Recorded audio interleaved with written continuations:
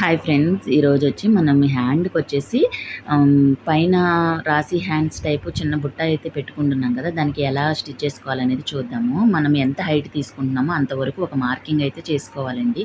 నేను 3 inches height తీసుకున్నాను కుచ్చు కోసం అని చెప్పి. ఆ 3 ఇంచ్ వరకు నేను మార్కింగ్ చేసుకుని మిడిల్లో కూడా ఒక మార్కింగ్ అనేది ఇలా చేసుకుని మార్కింగ్ అయితే మనం ఎక్కడి నుంచి చేసుకున్నామో అక్కడి నుంచి చిన్న చిన్న ఫ్రిల్స్ ఒక సైడ్ పెట్టుకుంటూ రావాలి. ఇలా చిన్న చిన్నవి, మరీ పెద్దవి పెడితే అంత లుక్ రాదండి. చిన్న చిన్న ఫ్రిల్స్ పెట్టుకుంటూ మిడిల్లోకి వచ్చి ఆపాలి. ఒక సైడ్ పెట్టుకుంటూ వచ్చి మిడిల్లోకి వచ్చి ఆపుకోవాలి.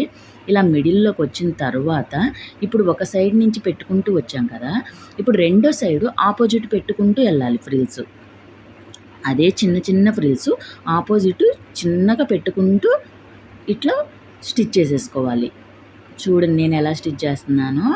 ఒక సైడ్ నుంచి వచ్చిన తర్వాత మరో సైడ్ వచ్చేసి ఆపోజిట్ ఇట్లా స్టిచ్ అనేది చేసుకోవాలి. చూడండి ఫ్రిల్ అనేది ఎంత నీట్గా వచ్చినాయో చూడండి. ఒక సైడ్ నుంచి ఇట్లా వచ్చినాయి, మరో సైడ్ ఆపోజిట్ వచ్చింది.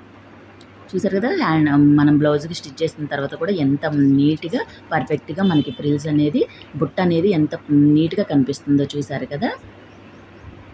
చూడండి ఇంతేనండి, ఫ్రిల్స్ పెట్టుకోవడం చాలా సింపుల్.